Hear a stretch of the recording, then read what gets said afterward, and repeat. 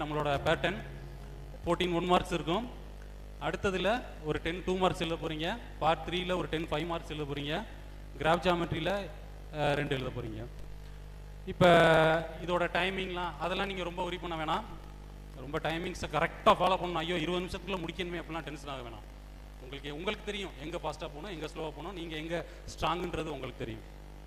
அடுத்ததாக எப்போவுமே ட்ரெண்டுங்கிறது ரொம்ப முக்கியம். இப்போ என்ன ட்ரெண்டோ அதை நம்ம ஃபாலோ பண்ணிடணும். அதனால் நான் ரொம்ப பழைய கொஸ்டின்லாம் நான் அனலைஸ் பண்ணல. இந்த போன வருஷம் கொஸ்டினும் அதுக்கு போன வருஷம் ஏப்ரல் கொஸ்டினையும் ஜூலை போன சப்ளிமெண்ட்ரி எக்ஸாமையும் நான் அனலைஸ் பண்ணியிருக்கேன். நீங்கள் பாருங்கள் எந்த பாடத்தில் எத்தனை மார்க் கொஸ்டின் எத்தனை வந்திருக்குன்றதை பாருங்கள். இதை வச்சு நீங்கள் முடிவு பண்ணுங்கள் எந்த பாடத்தை நம்ம குறைந்த முக்கியத்துவம் கொடுக்கலாம். அதில் எந்த பாடத்தை நம்ம கொஞ்சம் ரொம்ப இம்பார்ட்டன்ஸ் கொடுக்க வேணாம்னு நினைக்கிறீங்க. அதில் ஃபோர்த்தும் 6th பார்த்தாலே தெரியுது. அதனால உனக்கு சென்டம் தேவையில்லை, எனக்கு ஆவரேஜாக ஒரு நல்ல மார்க் ஒரு 80 90 வந்தால் கூட போதும்னா நீ கம்ப்ளீட்டாக 1 மார்க்கை விட்டுட்டு இந்த 2 பாடத்தை கூட நீ கம்ப்ளீட்டாக தியரத்தை மட்டும் படிச்சுட்டு ஸ்கிப் பண்ணிடலாம். சரியா? மித்த எல்லா பாடமுமே ஈக்குவல் வெயிட்டேஜ் தான் இருக்குது. இதில் நான் எங்கெங்கெல்லாம் ரெட் கலர் போட்டுக்கலாம் அங்கெல்லாம் அதெல்லாம் கிரியேட்டிவ் கொஸ்டின். இப்போ பாருங்கள் 1 மார்க்கில் எந்தெந்த பாடத்தில் கிரியேட்டிவ் வந்திருக்குன்னு பாருங்கள். 2 மார்க்கில் பாருங்கள் ஃபஸ்ட்டு செகண்டு. 5 மார்க்கில் பாருங்கள் எங்கே ஃபஸ்ட்டு செகண்டு தேர்டு 5th அதே மாதிரி 7th 8th. இந்த 6th 4th எல்லாம் கிரியேட்டிவ் கூட வரல. சரியா? அதனால் அந்த பாடத்தை நீங்கள் ரொம்ப இம்பார்ட்டன்ஸ் கொடுத்து ரொம்ப மெனக்கட வேணாம். சென்டம் வேணான்றவங்க. சரி, அடுத்ததா பாஸ் பண்ணணும். இப்படி யாராவது இங்கே இருக்கியா, நான் பாஸ் பண்ணால் போதும் சார்னு யாராவது வந்திருக்கியா?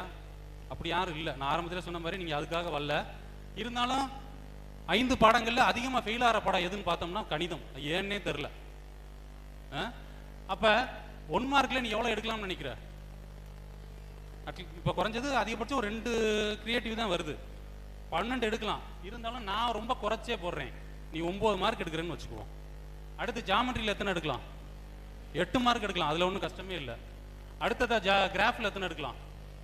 நான் ரொம்ப கம்மியாக போடுறேன். நீ சொல்யூஷன் தப்பாக எழுதிட்ட, இல்லை ஸ்கேல் தப்பாக எழுதிட்ட, அதனால் 2 மார்க் நான் கம்மியாகவே போடுறேன். அடுத்து முதல் பாடத்தில் ஒரு 5 மார்க்கு. உன்னோட டார்கெட்டு முதல் பாடத்தில் ஒரு 5 மார்க்கு. அதே மாதிரி 8வது பாடத்தில் ஒரு 5 மார்க். அடுத்ததா இந்த மென்சுரேஷனில் ஃபார்முலா, அந்த 2 ஃபார்முலா மட்டும் படித்தாலே, அந்த அட்டவணையில் உள்ள ரைட் சர்க்குலர் அந்த திண்மம் மட்டும் நீ படித்தாலே 2 மார்க் எடுத்துடலாம். இதை கூட்டினாலே 35 மார்க் எடுக்கிறோம். ஆனால் வருடம் முழுவதும் படித்தும் சில மாணவர்கள் இதை எடுக்க முடியல. அதனால் இதை பாஸ் பண்ணுறது ஒன்றும் மேக்ஸில் பெரிய விஷயமே கிடையாது. சரி, அடுத்து 1 மார்க்ஸ் போவோம். 1 மார்க்ஸில் எப்படி எழுதணும்? கண்டிப்பாக நம்ம எதை எழுதணும்? கொஸ்டின் நம்பர் எழுதணும், ஆப்ஷன் மறந்துடாமல் எழுதணும். இன்னமும் ஃபர்ஸ்ட் ரிவிஷன் முடிஞ்சிருச்சு, இன்னமும் நம்ம ஆப்ஷன் எழுதாமல் சில பேர் எழுதுகிறோம். அப்படி எழுதக்கூடாது, மார்க் கிடையாது. 3மே கரெக்டாக இருக்கணும். ஆப்ஷன் கரெக்டாக இருந்தால் ஆன்சர் தப்பாக இருக்கக்கூடாது. அதனால் அதே மாதிரி எல்லாமே கரெக்டாக இருக்கும். சரி, இதுக்கு ஆன்சர் என்ன யாராவது சொல்லுங்க போவோம். தமிழ் மீடியத்துக்கு சொல்கிறேன். சார்புகளின் எண்ணிக்கை என்ன ஆன்சர்? 2^mn - 1. கொஸ்டினை திரும்ப ஒரு தடவை படிங்க. கொஸ்டினை திரும்ப ஒரு தடவை படிங்க.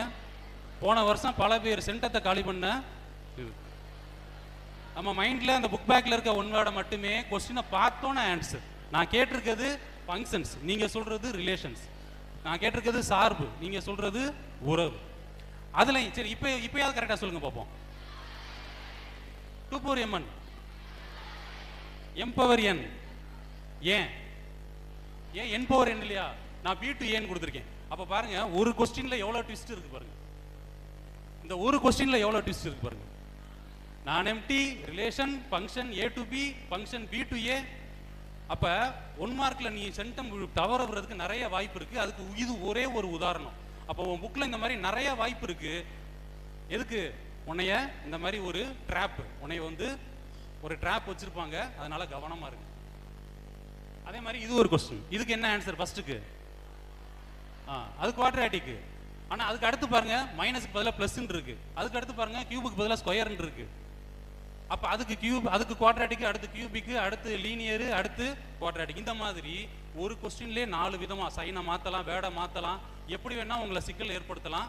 அதனால 99 எடுக்கிறது ஈஸி. அந்த 1 மார்க்கு இந்த 1 மார்க்கில் போயிடாமல் நீங்கள் பார்த்துக்கணும்.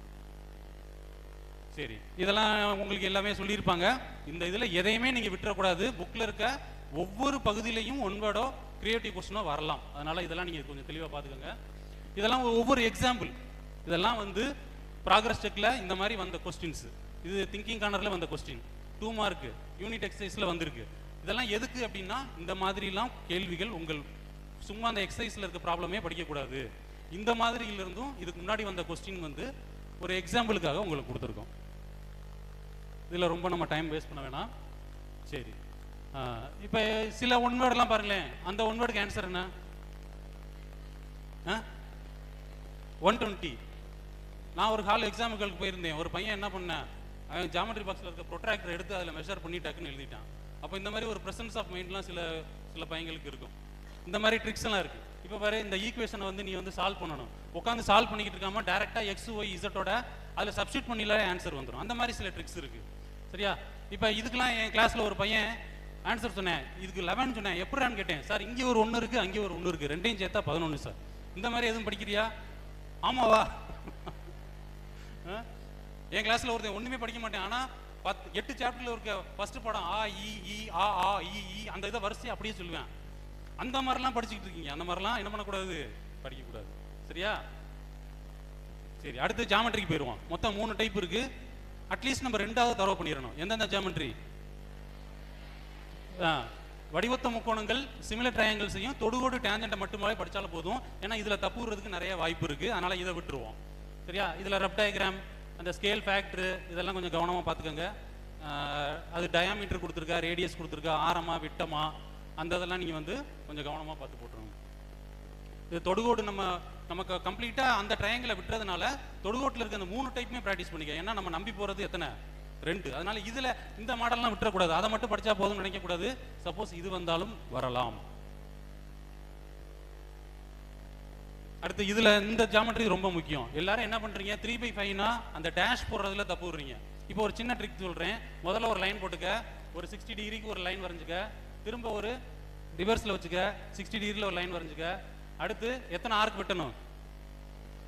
5 ஆர்க் வெட்டணும். ஏன்னா அதில் பெரிய நம்பர் வந்து என்னது? 5.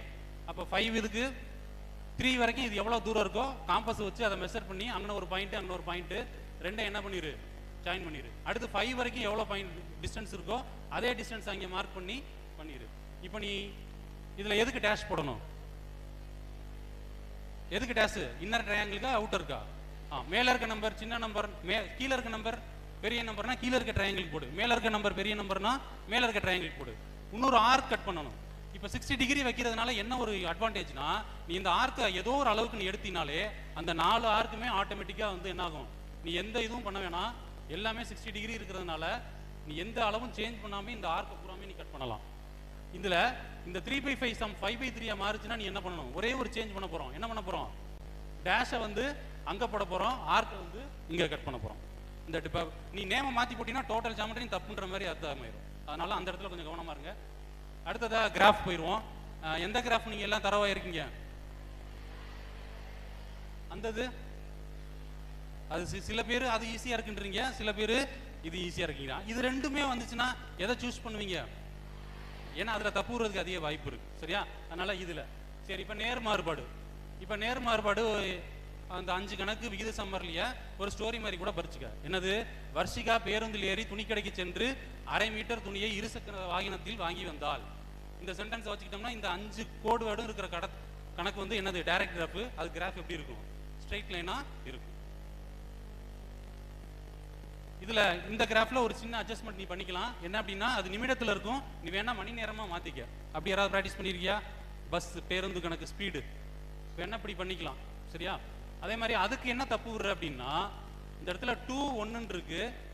சரியா? நீ இந்த சின்ன நம்பர் இருக்கும்போது கன்ஃபியூஸ் ஆயிடுற, 1 2ல போய் மார்க் பண்ணி இது பண்ணிடுற. அப்ப இந்த கிராஃப்லயும் கொஞ்சம் கவனமா இருக்கணும். அடுத்து இதே மாதிரி இன்டைரக்டுக்கு ஒரு நிஷாந்த் நிறுவனம் நடத்தும் பள்ளியில் 24 மணி நேரமும் குழாய்கள் மூலம் தண்ணி வரும். இது என்னது? நிஷாந்த் ஒரு கணக்கு, நிறுவனம் ஒரு கணக்கு, பள்ளியில் அந்த பரிசு ஒரு கணக்கு, 24 XY 24 ஒரு கணக்கு, குழாய் பைப்பு ஒரு கணக்கு. அப்போ இந்த ஒரு வேடை வச்சுக்கிட்டாலே இந்த கணக்கு வந்தா இந்த படம், இந்த கணக்கு வந்தா இந்த படம் அப்படின்றத நீ மைண்ட்ல வச்சுக்க. அதே மாதிரி இந்த நிஷாந்த் கணக்குல இதே தப்பு தான் விடுற. 12,1னா 1,12ல போய் பாயிண்ட் வைக்கிற. ஏன்னா நிஷாந்த் கணக்குல தான் எக்ஸோட வேல்யூ கூட இருக்கும், ஒய்யோட வேல்யூ கம்மியாக இருக்கும். அப்போ உன் மைண்ட் அப்படியே ஏற்கனவே அந்த ஒன் வேர்டுக்கு பண்ண மாதிரியே இதுக்கும் உன் மைண்ட் இதுக்கு செட் ஆயிரும். சின்ன நம்பர் பூரா எக்ஸ், பெரிய நம்பர் பூரா ஒய்ன்னு செட் ஆயிரும். அதனால இந்த கணக்குலையும் கொஞ்சம் கவனம் வச்சு.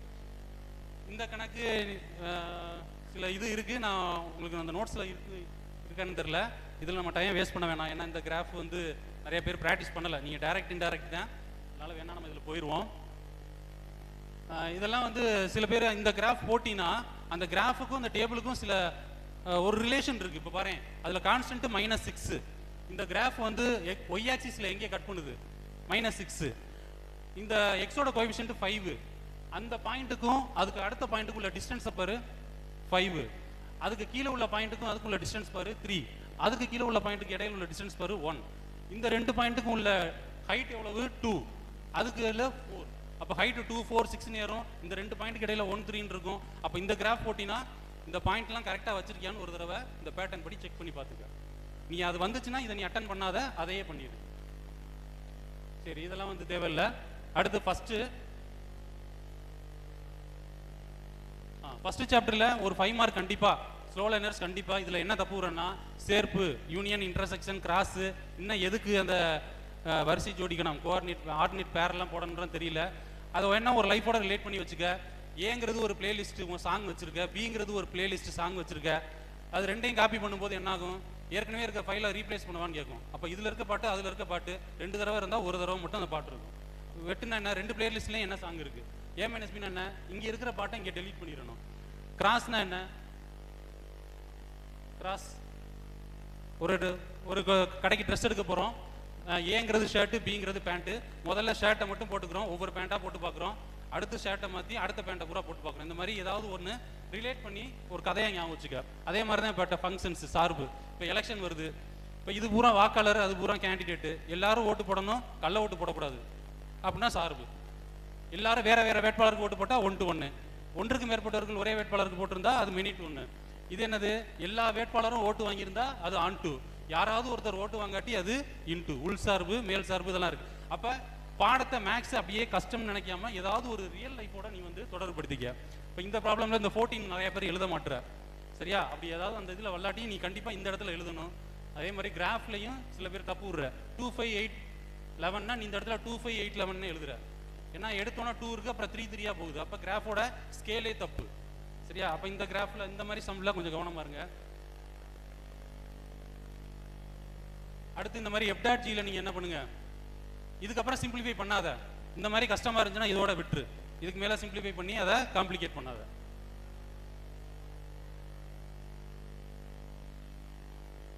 சரி, அடுத்து 2வது பாடத்துக்கு போயிடுவோம். இந்த 2வது பாடத்துல ஸ்லோ லேர்னர்ஸ் என்ன பண்ணு அப்படின்னா, இப்போ ஒரு கிரிக்கெட் விளாட்றாங்க, எல்லா பாலையுமே 4, 6 நம்ம அடிச்சுக்கிட்டே இருக்க முடியாது. அப்பப்போ டைம் கிடைக்கும் போது 1, 2 எடுக்கணும். அப்போ 2வது பாடத்தில் ஃபார்முலா மட்டும் படிச்சிட்டிங்கன்னா, இப்போ உதாரணத்துக்கு find the sum of all natural numbers, அந்த 300க்கும் 600க்கும் இடையே அதுக்கு 2 ஃபார்முலா எழுதுவோம். எந்த formula? n = l - a + t + 1, Sn = n / t. அப்போ அதுக்கு 2 மார்க். அதை சப்ஸ்டியூட் பண்ணால் 1 மார்க். அப்போ எல்லா கணக்கும் நமக்கு நல்லாவே தெரியணும் அப்படின்னு நினைக்காத. கஷ்டமான பாடப்பகுதிகளில் எங்கெங்கெல்லாம் 1 மார்க் எடுக்கலாம், 2 மார்க் எடுக்கலாம் அப்படின்றத புரிஞ்சுக்கிட்டு அட்லீஸ்ட் அந்த ஃபார்முலா மட்டும் எழுதி சப்ஸ்டியூட் பண்ணவாது நீ பழகணும். இதான் 2வது பாடத்தில் ஸ்பெஷல் சீரியஸை நல்லா படிச்சுக்கோங்க. அது ஆல்ரெடி உங்களுக்கு சொல்லியிருப்பாங்க. அந்த ரேகா கணக்கு, அந்த மாதிரி நேம் ப்ராப்ளம்லாம் நல்லா படிச்சுக்கோங்க. அடுத்து 3rd சாப்டரில் இருக்கிறதுலே ரொம்ப பெருசு. அதில் வர்க்கமூலம் நல்லா பார்த்துக்கோங்க. வர்க்கமூலம்ல அதுலேயும் சில ரிலேஷன்லாம் இருக்குது. அந்த 4 ஸ்கொயர் ரூட் எடுத்தால் 2, 9 ஸ்கொயர் ரூட் எடுத்தால் 3, அது 2 வந்துடும். அந்த 28 half பண்ணால் 14. அந்த 14 அந்த ஃபர்ஸ்ட் ஆன்சர் 2ஆல் டிவைட் பண்ணால் 7. அப்போ ஒரு ப்ராப்ளமை பார்த்தோன்னே நம்ம என்ன பண்ண முடியும்? ஆன்சர் கரெக்டானு செக் பண்ண முடியும். அடுத்து இந்த இடத்துல எதில் அதிகமாக தப்பு விடுறீங்க அப்படின்னா, இந்த AB B - 42ன்றது எப்படி ஞாபகம் வச்சுக்கிறது? அந்த இடத்துல குழப்புறீங்க.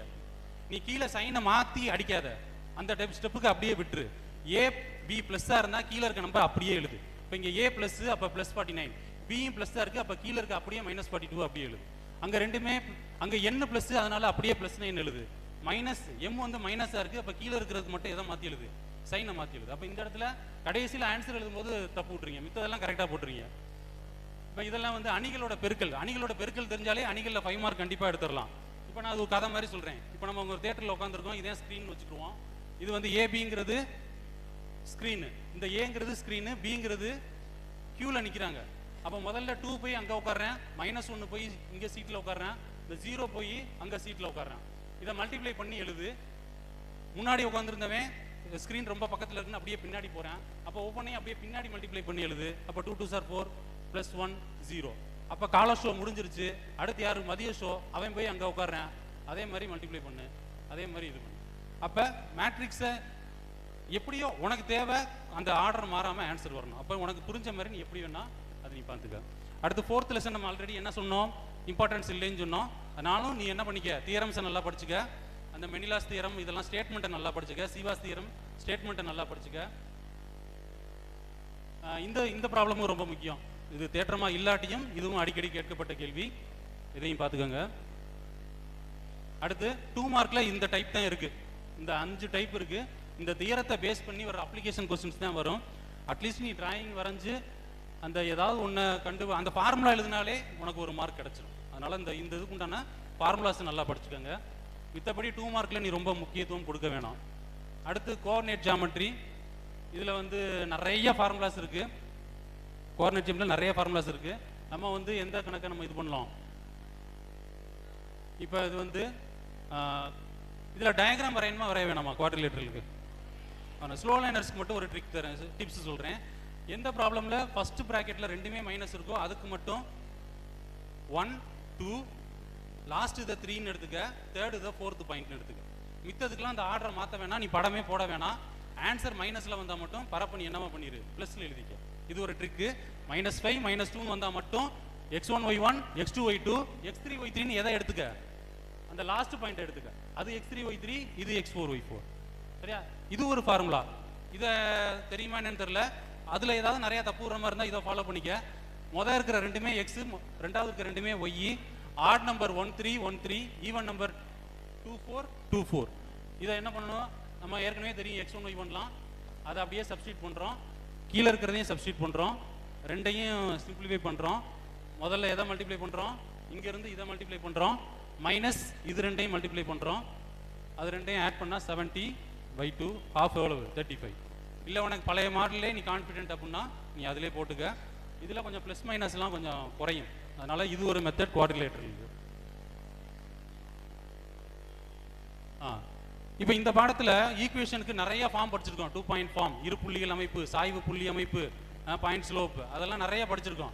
ஆனால் இந்த கோஆர்டினேட் ஜாமெட்ரி மட்டும் இல்லை, மேக்ஸில் நமக்கு உனக்கு முன்னாடியே தெரியும், ஒரு ப்ராப்ளமை எண்ணற்ற வகையில் போடலாம். ஒரு ப்ராப்ளமை நிறைய மெத்தட் இருக்கு. இப்போ கோஆர்டினேட் ஜாமெட்ரியில் அந்த ஈக்குவேஷனுக்கு பூரா நீ ஒரே ஃபார்முலா வச்சு எல்லா சமக்கும் போடலாம்.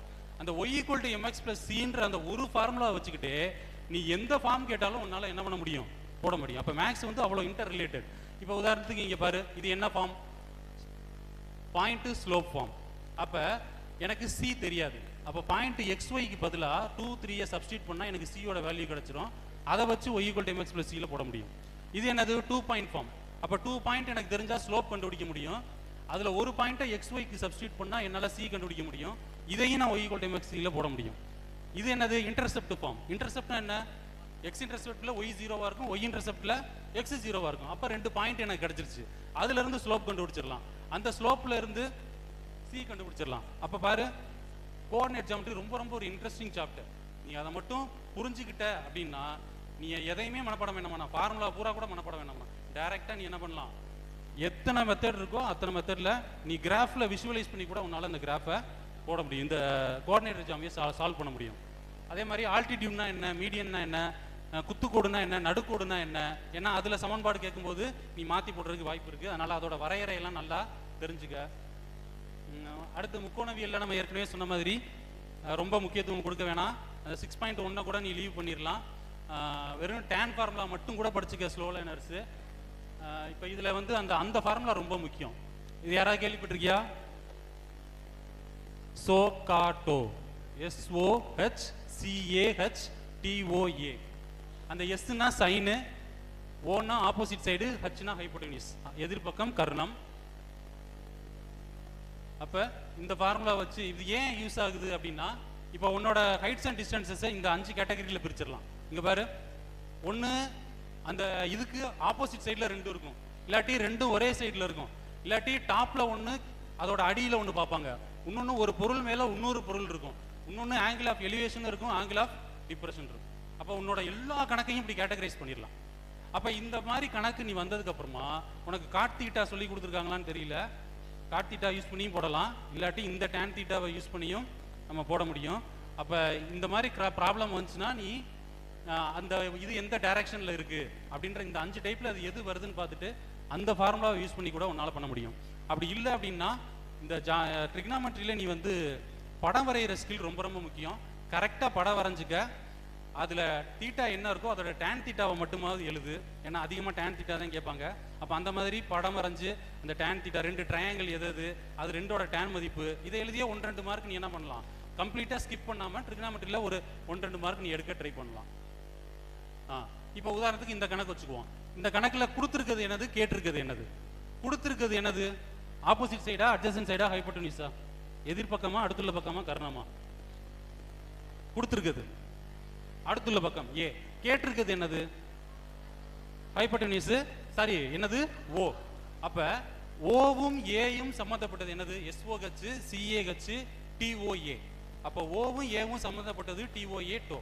அப்ப டீங்கிறது என்னது? டேன். அப்ப நீ கண்டுபிடிக்க வேண்டியது என்னது? டேன். அப்போ ஒரு ப்ராப்ளம்ல என்ன கொடுத்துருக்கு, என்ன கேட்டிருக்கு, அந்த எழுத்து சோக்காட்டோல எது வருது, அதுல உள்ள ஃபர்ஸ்ட் எழுத்தை தான் நீ என்ன பண்ணணும், கண்டுபிடிக்கணும். அதை கண்டுபிடிச்சு நீ என்ன பண்ணிடலாம், அந்த வேல்யூ எழுதி நீ மார்க் எடுத்துடலாம். சில கணக்கெல்லாம் பாருங்க, இந்த கணக்கெல்லாம் பாருங்க 200 இருக்கு, அதுக்கு பக்கத்துல ஒரு √3 போட்டா இந்த ஹைட்டு, அப்படியே 200 வச்சுக்கிட்டா இது ரெண்டையும் கூட்டணும். பாருங்க இந்த மாதிரி நிறைய ப்ராப்ளம் இருக்கு. நீ ஒண்ணுமே தெரியாட்டியும் பாரு அப்படி அந்த கொஸ்டின்லேயே ஆன்சர் இருக்கு. இந்த மாதிரி ப்ராப்ளம்ஸ்லாம் எது இருக்குன்னு ஐடென்டிஃபை பண்ணி அதை நீ நல்லா ப்ராக்டிஸ் பண்ண. அதனால ட்ரிக்னாமெட்ரி கம்ப்ளீட்டாக ஸ்கிப் பண்ணணும்னு நான் சொல்லலை. இன்னும் இந்த மாதிரி நீ 1-2 மார்க் எடுக்க நீ வந்து ட்ரை பண்ணு. அதனால எல்லா பாடத்துலையும் இப்படி வாய்ப்பு இருக்கு. இது ரொம்ப ரொம்ப முக்கியமான பாடம், மென்சுரேஷன். இதுக்கு என்ன ஆன்சர் தமிழில் சொல்கிறேன். ஒரு சிலிண்டர், என்னது சிலிண்டர்னு என்ன, உருளையோட அடி சுற்றளவு வந்து 20, ஹைட் 25னா அதோட சிஎஸ்சி எவ்வளவு, வளைவரப்பு எவ்வளவு? சார் என்ன சார் நீங்கள் ஆரமும் கொடுக்கல, ஆரமே கொடுக்கலாம், எப்படி சார் கண்டுபிடிக்கிறது? எப்படி, இதுக்கு என்ன ஆன்சரு? சிலிண்டரோட சிஎஸ்சி ஃபார்முலா என்ன? 2πr/h. அந்த வட்டத்தோட சுற்றளவு சர்க்கம்ஃபரன்ஸோட ஃபார்முலா என்ன? 2πr. அப்போ 2πr-ஐயும் h-ஐயும் மல்டிப்ளை பண்ணும். அப்போ எங்கே ஆரத்தை காணமேன்னு தேடக்கூடாது. அப்போ இந்த மாதிரி கனெக்ஷன்லாம் உனக்கு தெரியணும். அடுத்து இது என்னது, பேஸ் ஏரியா கொடுத்துருக்கு, ஹைட்டு கொடுத்துருக்கு, வால்யூம் கேட்டால் எப்படி கண்டுபிடிப்ப? வால்யூம் ஃபார்முலா என்ன? அப்போ இங்கே பைஆர் ஸ்கொயர் தானே ஏரியா, சரியா? அப்போ அந்த பைஆர் ஸ்கொயருக்கும் உள்ள ஹச்சுக்கு என்ன, 2πr-க்கும் ஹச்சுக்கு உள்ள ரிலேஷன் என்ன, அது எந்த ஃபார்முலாவில் இருக்குது, அந்த மாதிரி பிரித்து படிக்கணும். அப்படியே 2πr/hன்னு மொட்டை மனப்படம் பண்ணாத. சுற்றளவையும் ஹச்சையும் மல்டிப்ளை பண்ணுறதே சிஎஸ்ஏ, பரப்பையும் உயரத்தையும் மல்டிப்ளை பண்ணுறதே கன அளவு அப்படின்ற அந்த ரிலேஷனை புரிஞ்சுக்க. இது என்னது, கோன். கூம்போட கன அளவு 100. அப்ப ஸ்பியரோட கன அளவு என்னவா இருக்கும்? இப்ப பாரு, நான் ஆரம் கொடுக்கல, உயரம் கொடுக்கல, நான் கூம்போட கன அளவு மட்டும் கொடுத்துருக்கேன். ஸ்பியரோட கன அளவு என்னன்னு கேட்கிறேன். அப்ப எவ்வளவு இருக்குன்னு நினைக்கிறேன்? இப்ப பாரு, அதே கொஸ்டின், கோனோட அளவு 100, சிலிண்டரோட ஹைட்டு, சிலிண்டர் எவ்வளோன்னு கேட்குறேன். அப்போ இதுக்கெல்லாம் ஒரு ரிலேஷன்ஷிப் இருக்கு. கோனுக்கு சிலிண்டருக்குள்ள ரிலேஷன் தெரியுமா? கோனோட வால்யூம்ல எத்தனை மடங்கு சிலிண்டரோட வால்யூம்? 3.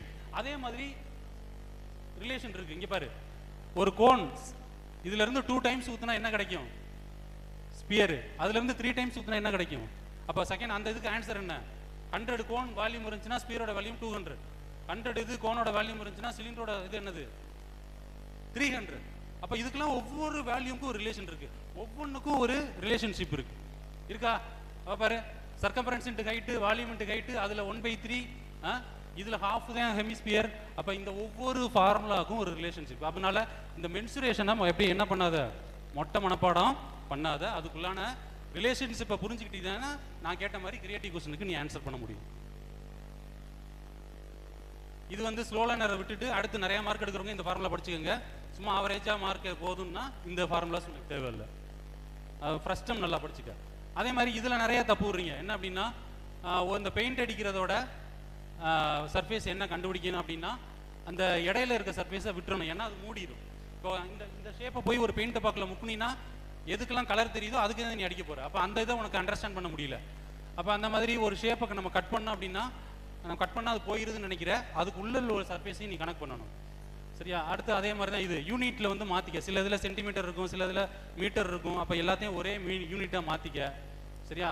இந்த மாதிரி கீவேர்ட்ஸ்லாம் சில இது இருக்குது. டென்ட்னா என்ன கண்டுபிடிக்கணும், மெல்டடு உருக்கி கண்டுபிடிச்சோம்னா என்ன கண்டுபிடிக்கணும். அப்போ அந்த மாதிரி இந்த ரிலேஷன்ஷிப்பில் நீ வந்து இந்த மென்சுரேஷனில் கொஞ்சம் கவனமாக இரு. இது ரொம்ப முக்கியம். இங்கே பாரு, போன வருஷம் கீ, இந்த கீழ 5 மார்க்கோட கீயை பாரு, ரெண்டு ஷேப்போட வால்யூம் அந்த ஃபார்முலா எழுதினா 2 மார்க்கு, அந்த 2 இதையும் சப்ஸ்டியூட் பண்ணினா 2 மார்க்கு, நீ ஃபைனல் ஆன்சர் கண்டுபிடிச்சா 1 மார்க்கு. அப்போ இந்த 2 ஸ்டெப்பும் நம்ம ஈஸியாக போட்டலாம். அதுக்கு தான் நம்ம உங்களை ஃபார்முலா படிக்கணும். அப்போ ஃபார்முலா படிச்சுட்டு சிம்பிளிஃபை பண்ணாலே 5 மார்க்கில் எத்தனை மார்க் கொடுத்துருக்காங்க, கீழே 4 மார்க் கொடுத்துருக்காங்க. அப்போ இதை போய் நம்ம ஏன் இந்த பாடம் கஷ்டம்னு விடணும்?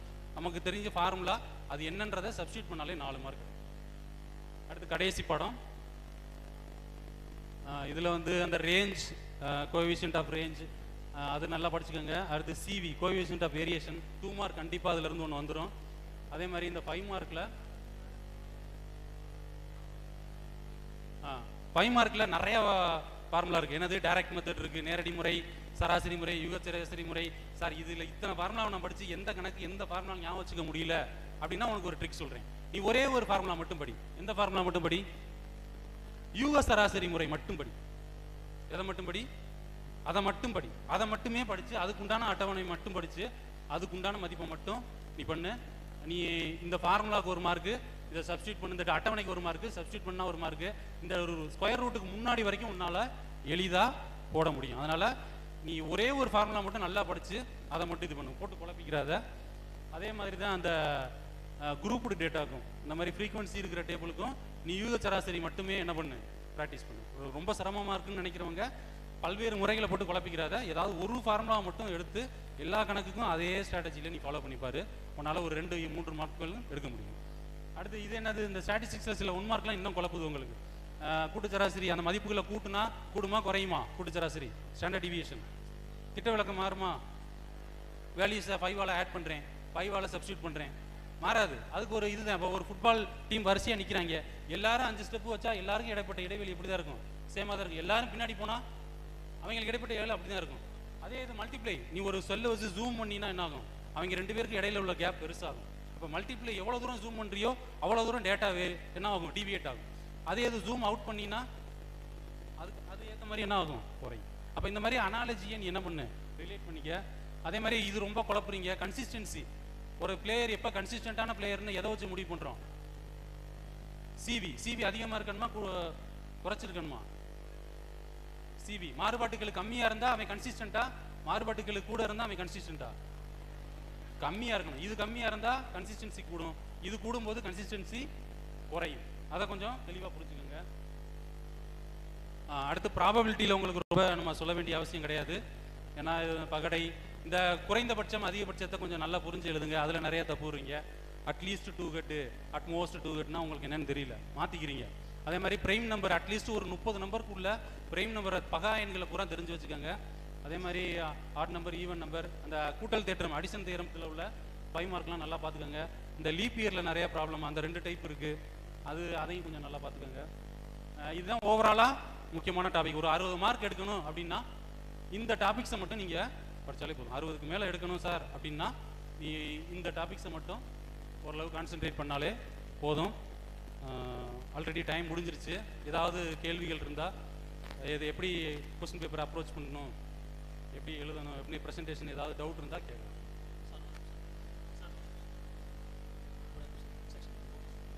ஸோ டவுட் செஷனுக்கு முன்னாடி பெற்றோர்களுக்கான அறிவிப்பு, பெற்றோர்கள் ஆசிரியர்களுக்கான அறிவிப்பு.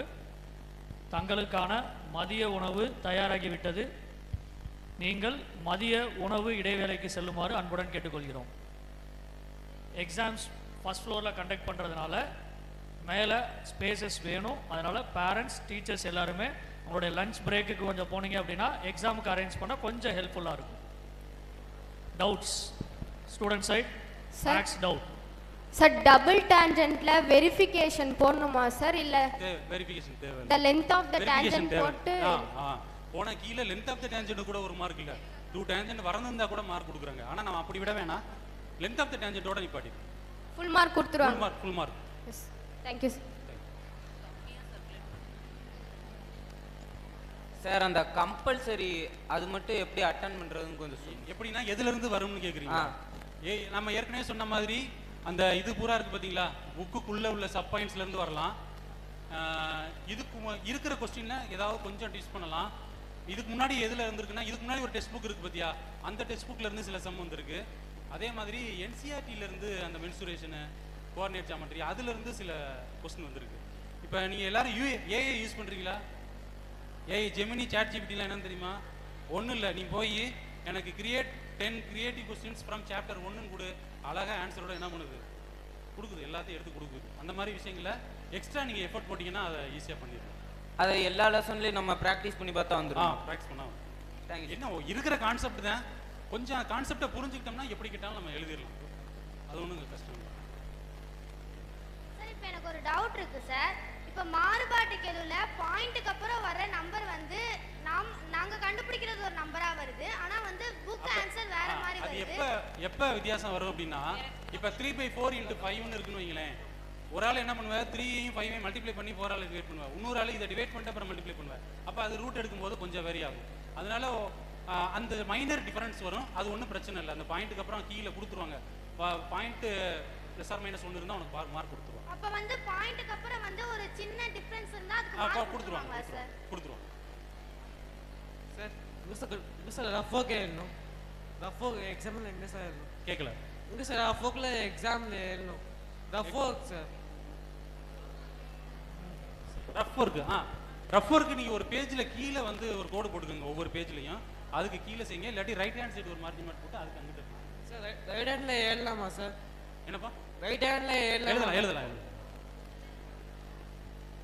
சார் சார் நடுவில் சார் கம்பல்சரி 42 இருக்குல்ல 5 மார்க், அதை ஃபஸ்ட்டு எடுத்தோடனே ஒரு மாதிரி பதட்டமாக இருக்குது. இது நமக்கு தெரியுமா தெரியாதா? அந்த ஃபர்ஸ்ட் 15 மினிட்ஸில் நீங்கள் வந்து முதல்ல கம்பல்சரியை விட்டுட்டு 9 மார்க் 9 கொஸ்டினை எதுன்னு டிக் பண்ணிருங்க. கம்பல்சரி நீ வந்து இதுவா இல்லை கான்ஃபிடென்ட்டாக இல்லை அப்படின்னா அதில் போட்டு ஒரி பண்ணிக்கிறாது. அந்த கொஸ்டின் அப்படியே விட்டுரு. கடைசியில் அதை பார்த்துக்க. இல்லாட்டி அது மித்த கொஸ்டினே உன்னை அஃபெக்ட் பண்ணும். அதில் நீ கான்ஃபிடென்ட் இல்லாட்டி கடைசி நேரத்தில் அதை பார்த்துக்க. முடிஞ்ச வரைக்கும் ரீகால் பண்ணி பாரு. அப்படி இல்லாட்டி நம்ம ஒன்றும் பண்ண முடியாது. அதனால மித்த கொஸ்டினை நீ அஃபெக்ட் பண்ணுற அளவுக்கு மைண்டை வச்சுக்கிறாரு. சார் இது ரஃப் ஒர்க். ஓகே, இங்கிட்டு போடுவாங்க. சரி, ரஃப் ஒர்க்கு கீழே மட்டுமே போடு, பேஜுக்கு கீழே சார். இப்போ வந்து 1 மார்க் கடைசியா எழுதிட்டு பிஜி கிராஃப்லாம் முன்னாடி எழுதலாமா சார்? போடலாம், எப்படி வேணா போடலாம், உங்க இஷ்டம் தான். பிஜிக்கு ஸ்டெப்ஸ் ஆஃப் கன்ஸ்ட்ரக்ஷன் முக்கியமா எழுதி ஆகணுமா சார்? இல்ல, ஆனா கிராஃபை முன்னாடியே போட்டுருங்க. நிறைய ஹாலில் நான் என்ன பார்க்குறேன் அப்படின்னா, கிராஃபை கடைசியாக வச்சுக்கிட்டு இந்த கொஸ்டினில் டயத்தை எழுதிட்டு அதில் ஏதாவது தப்பு பண்ணி அழிச்சிட்டு கிராஃப் சீட்டே கிழிச்சிடுறீங்க. அதனால நீ ஃபர்ஸ்ட் கிராஃப் ஜாமெட்ரியை போட்டுட்டு தான் நீ மெத்தட் தான் ஆரம்பிக்கும்.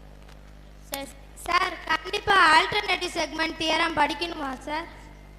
அது தேவையில்லை, இது வரைக்கும் வந்தது இல்லை. இருந்தாலும் ஒரு சேஃபர் சைடுக்காக நீ படிச்சு வச்சுக்க. மத்தபடி நீ அந்த 3 தியேட்டரும் படிச்சாலே போதும். Okay sir, thank you sir. Sir ஜாமெட்ரிக்கு கன்ஸ்ட்ரக்ஷன் எழுதணுமா? வேணாம். அதனால மார்க் குறைக்க மாட்டாங்க. அதனால மார்க் குறைக்க மாட்டாங்க. சரி, இப்போ நம்ம 5 மார்க் எழுதுறோம். 9 சம் நம்மளுக்கு தெரியுது. இன்னும் ஒரு சம் எழுதணும்ல. அதில் வந்து கிவனு ஃபார்முலா ஆன்சர் கரெக்டாக வந்துருச்சு. ஊடாக நான் ஸ்டெப் போட்டிருந்தேன்னா அதுக்கு எவ்வளோ மார்க் ஆவரேஜாக கொடுப்பாங்க? எப்படி கேட்குற? 9 கொஸ்டின் 5 மார்க்கில் 9 கொஸ்டின் தெரிஞ்சிருக்கு, ஃபுல்லாக எழுதியாச்சு. 10th கொஸ்டின் வந்து அது கிரியேட்டிவ் கொஸ்டின் எழுதிருக்கியா? எழுதியிருக்கேன். இப்போ அது கிரியேட்டிவ் கொஸ்டினாக இருக்கணும். இருந்து நீ எழுதினீங்கன்னா ஸ்டெப் மார்க் உண்டு. மித்தபடி நீ ப்ராப்ளம் கரெக்டாக போட்டிங்கன்னா உள்ள இருக்க ஸ்டெப் இல்லாட்டியும் அதை வச்சு மார்க் போட்டுருவாங்க. ஆவரேஜாக எவ்வளோ மார்க் கொடுப்பாங்க? அதுக்கு கீழே இருக்கும். நீ அதுக்கு என்ன ஃபார்முலாக்கு இவ்வளோ மார்க் கொடுங்க, சப்ஸ்டிட் பண்ணி தான் இவ்வளோ மார்க் கொடுங்க, அந்த கீழே இருக்கும். அதை பேஸ் பண்ணி தான் அவங்க கொடுப்பாங்க. Okay sir.